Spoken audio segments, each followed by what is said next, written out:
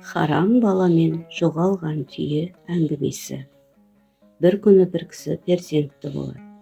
Ол ұл бала екен. Оның атын Абдуллах деп қояды. Екінші рет тағы да ұлды болады. Оның да атын Абдуллах деп қояды. Үшінші ұлын мына ұлдардан кем болмасын деп, оның да атын Абдуллах деп қойыпты. Әкесі мен анасы үш ұлын да өте тәрбиелі қылып өсіреді.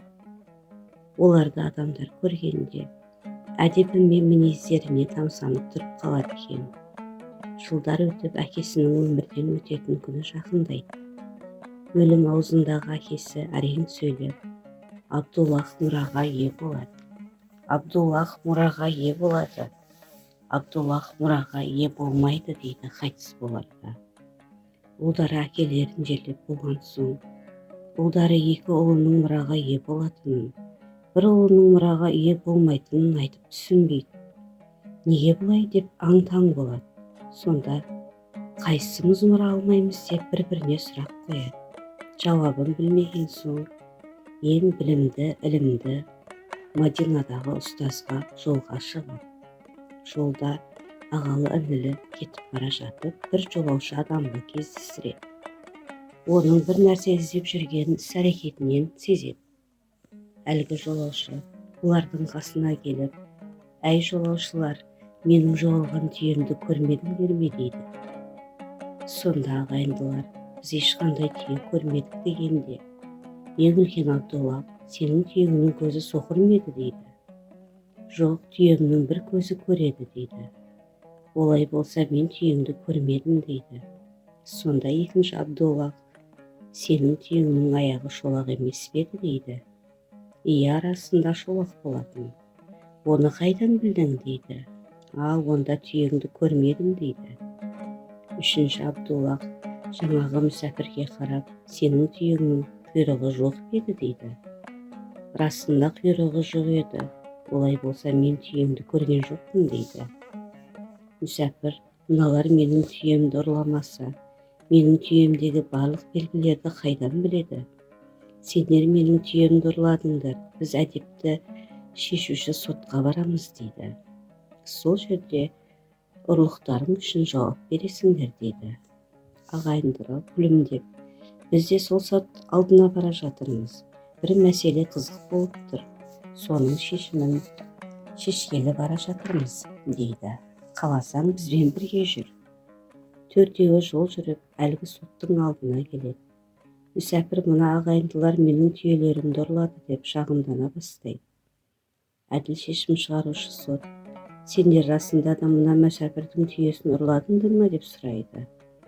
Ағайындылар жоқ, ұрламадық деп жауап береді. Мүсәпірге қарап, сен қандай дәлелмен бұларды кінәлап отырсың дейді сот. Бұлар ұрламаса, біреуі түйелерімнің көре екенін, біреуі шолақ екенін, ал біреулері құйрығы жоқ екенін айтып, бұған не дейсіз дейді. Соттың күмәні күшейіп, бірінші Абдуллахты шақырып, сен түйенің көре екенін қайдан білдің дегенде, Абдуллах сондай көрегенділікпен жауап береді. Мен екі қадам басып, аяғымның астына қарап едім.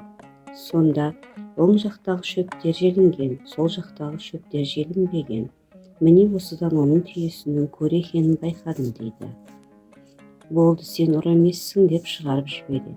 Екінші Абдуллахты шақырып, сен түйенің шолақ екенін қайдан білдің дейді сот. Ол да көрегенділікпен аяғымның астында түйенің іздерін көрдім. Түйенің бір іздері шұңқыр болып басылған, бір ізі тегіс болып басылған екен. Содан мен түйенің шолақ екенін байқадым дейді.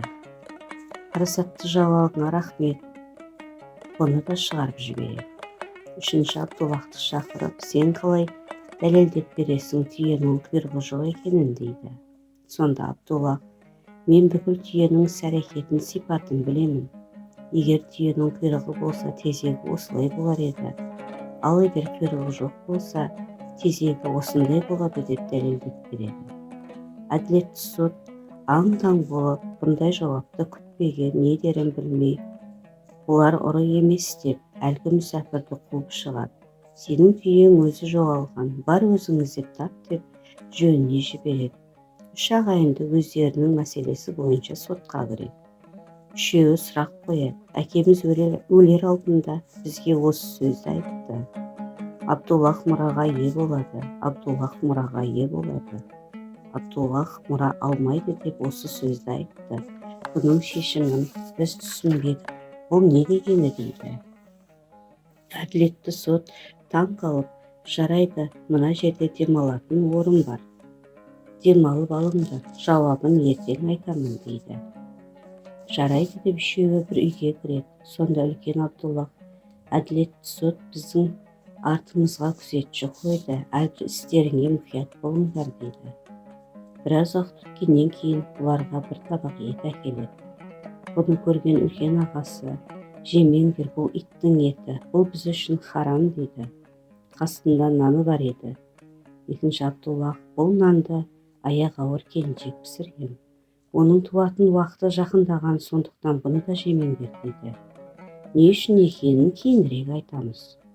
Үшінші кенжетай Абдуллах, демек бұл әділетті сот зинамен туылған адам екен дейді. Сонда аста келген адам сотқа барып, сіз беріп жіберген тамақты олар жемеді дейді.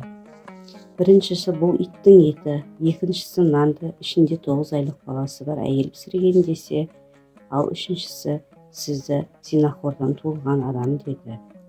Әділетті сот ашуланып ағайындыларға келеді. Сендер неге бұл тамақты жемедіңдер? Қандай дәлелмен бұл сөздерді айттыңдар дейді сот. Сонда үлкен Абдуллах, ей әділетті мырза, етті алып келгенде қарадым. Бірінші бір бөлігінде сүйек, екінші ет, үшінші май бар еді. Бұл халал етілмеген айуанның еті дейді. Халал етілген малдың еті болса, олардың құрылысы керісінше болар еді дейді. Әділетті сот аспазды шақырып, дайындаған етің ненің еті деп сұрайды. Шыныңды айт, болмаса жазалаймын дейді. Аспаз қорыққанынан мойындап, бұл иттің еті еді дейді. Әділетті сот бұл жауапты естіп, ағайындылардың көргенділігіне таңданып тұрып қалады. Екінші Абдуллах сұрайды, мына нанды аяқ ауыр келіншек пісіргенін қайдан білдің деп. Нан жабу барысында аяқ ауыр әйелдің қарны тандырға тіреліп, ойдағыдай жаба алмайды дейді сот. Сот нанды жапқан әйелдің үйіне адам жібереді. Расында да әлгі әйел босануға әзірленіп жатыр екен. Үшінші Абдуллахқа, сен менің кім екенімді қайдан білдің дейді. Мені зинамен туылған бала деп айтыпсың дейді. Сонда Абдуллах, ешқандай иманы берік мүмін адамның артынан күзетші қоймайды дейді. Мұсылман адамға сенеді. Сіздің сенімсіздігіңіз бұл зинақорлықтан келетін бір белгі дейді. Не айтарын білмеген сот анасына келіп сұрайды. Расында да зинамен туылғанын айтады. Анасына сенбей ағайын туыстарынан сұрайды. Олар да сол жауапты айтады. Зина арқылы дүниеге келген бала екенін айтады. Сот ағайындылардың алдына келеді. Мұра 2 ұлға ғана тиісті еді. Енді бұл нәрсенің жауабын айтайын дейді. Мұра 1-ші және 2-ші Абдуллахқа тиесілі дейді. 3-ші Абдуллах неге деп сұрайды. Демек сен де зинадан туылған баласың деп сыр ашады. Зинадан туылған бала көре алады дейді. Бұны түсінбеген ағайындылар жолға шығып, асығып аналарына келіп сұрайды. Анашым, 3-ші Абдуллахтың туылу оқиғасын бөлісіңізші дейді ағайындылар. Аналары, мен білмеймін, әкелерің ғибаратқа кеткен кезде қайтып келе жатып жолда жатқан нәрестені тауып алып үйге келген болатын деп жауап береді. Әкелерінің айтқан сырлы сөзінің шешімін осылай тапқан екен.